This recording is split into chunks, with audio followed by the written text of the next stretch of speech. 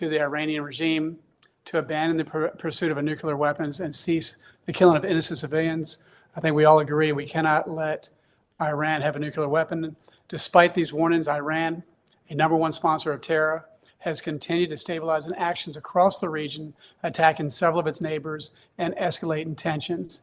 As the threat of nuclear-armed Iran grew, the United States, alongside its ally Israel, have launched a series of targeted strikes.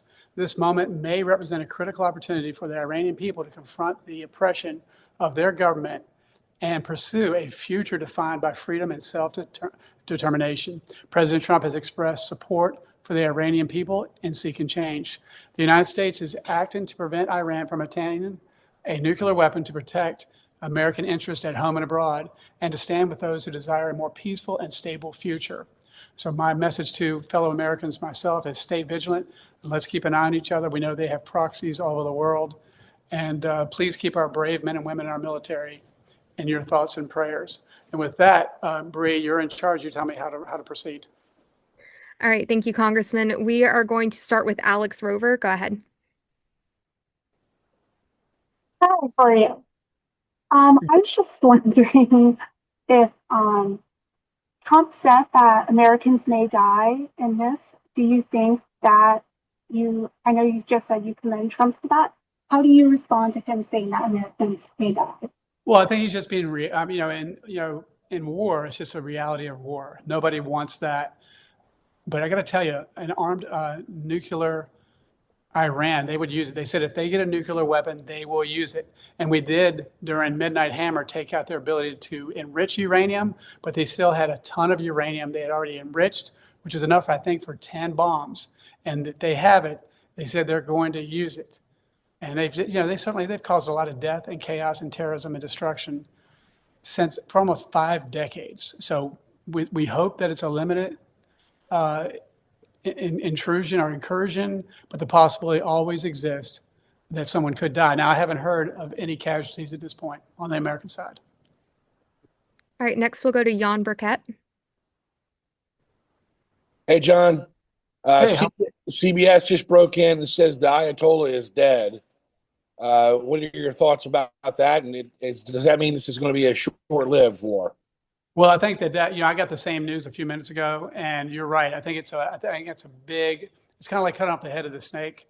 He was the guy that ruled with an iron fist, and my heart just went out to the Iranian people. I don't know if you guys know, but back in the 70s, they had more women in elected office in Iran than the United States, and they had more women in their workforce than the United States. And then this terrorist organization took over the country, this regime, and they've caused a lot of deaths of a lot of people. My brother went to VMI. One of his brother rats was killed by an Iranian sniper in the Middle East. So by taking him out, I think that could help end things quickly. All right, thanks so much. We'll go to Henry Graff. Hey, Congressman, thank you for this. I think Democrats right now, from the statements I've seen, are crying foul over a lack of congressional approval for this attack. What would you say to that? And then also, our troops are in harm's way no matter what. A message of support for them? Yeah. Well, I'll start with the troops. We wouldn't have a country without our men and women in the military, and our military is apolitical. But their job is to keep Americans and American interests safe at home and abroad, and they are just the best in the world. And I have so much faith in General Raising Cane and, of course, Pete Hegseth and the rest of our military. And remind me the first part of the question there. Just Democrats crying foul over a lack of congressional approval for this attack. Well, we went through the Gang of Eight. I'm sure you know that. So we followed proper procedure, and there's bipartisan support from what I'm hearing. But I think that as a leader, every decision you make, there's going to be people that agree with it and people don't. But I think the bottom line is we cannot have a nuclear weapon, Iran with a nuclear weapon, because they will use it. And, if they use it, that's millions of lives. So I think, we got to do what we got to do. Thank you, sir. All right, let's go to Jada. So you said that the president pursued diplomacy and issued clear warnings. What specific diplomatic efforts do you believe were exhausted before the strikes were launched? Well, I think it was all over the news. I mean, going over to Europe and meeting with world leaders. Obviously Rubio is a heck of a negotiator, but they don't want to negotiate. In fact, A lot of people think it's just Israel and the United States, but really it's a whole lot of countries that are quietly helping the United States and Israel because Iran has been a bully in the region for so long, and they've attacked people through proxies for a long time. In fact, the Straits of Hormuz, I think 20% of the world's energy flows through there, and every time they shut it down or block it or call something, it impacts the whole world. All right, let's go down now to Kendall Hansen. Hi, Congressman. You've kind of touched on this, but I'm just interested in kind of your reaction to the decision-making process behind the attacks we've seen. Do you think Congress should have been more involved in that decision? Well, like I said, they went through the proper channels. They went through the Gang of Eight. And, one of the reasons we're successful, and it's not easy to do, is you have to have the element of surprise. Our military, again, should be, I hope that whoever it is in Congress that's not supportive of these actions, I hope that they are at least supportive of our incredible military. But you have to have the element of surprise. They went through the Gang of Eight. They're doing things right. And I think by the way they're doing this, and I'm hopeful that this will be a limited event that won't take too long. But think about this. Remember, this is a chance for Iran to have a democracy and rule themselves and get away from this tyrannical government that murdered 86,000 people, who knows the real number, in broad daylight. All right, let's go now to Mark Gadd. Hey, Congressman, thanks so much for making time for this. I spoke to some local Iranians here in Charlottesville a couple of weeks back, and they were asking for U.S. intervention in Iran to attack the Islamic regime. But I also heard from Senator Tim Kaine the other day, and he said that Trump does not care about the Iranian people because he's deporting them back to Iran. So I just want to hear your thoughts on that, with Trump saying this morning that one of the reasons for these attacks are to protect the protesters against the Islamic regime. Well, I don't know. I'm a military veteran. I'm a Navy SEAL veteran. And when you have our troops in harm's way, that's not the time to be divisive or political. Right now is a time where we should come together as a nation and support our men and women who potentially might not come home to their family. So that's what we need to do right now. And look, I think most Americans, if you just sit down and talk to them and say, I think we're all for immigration, but legal immigration. And when you're bringing in criminals that are harming the American people, I can't imagine people thinking that's okay. But I think we're on a mission right now. We need to focus more on the troops and getting the job done. All right, and Sam Graham. Thank you, Congressman.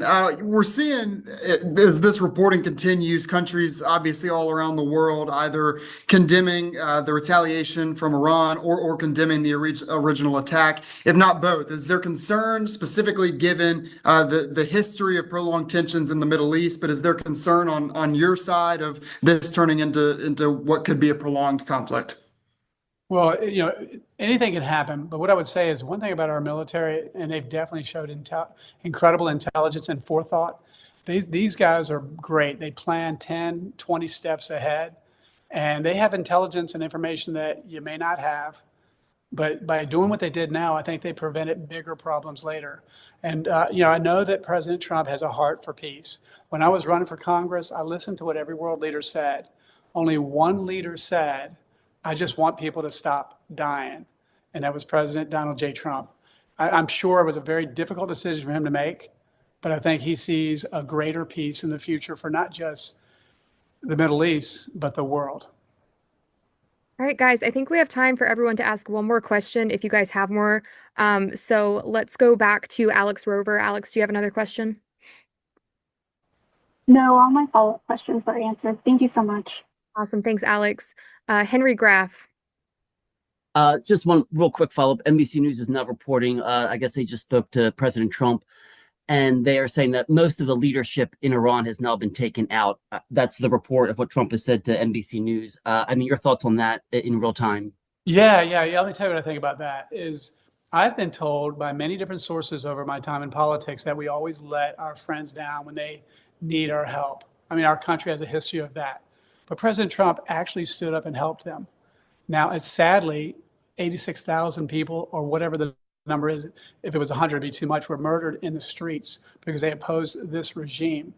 And many presidents said they would help, but didn't help. And President Trump actually stepped up to help the Iranian people. And I know I've had people reach out to me over the last few days that are U.S. citizens, but their family members or even them grew up in Iran, and they are cheering and celebrating for the potential, for the possibility for Iran to have freedom again.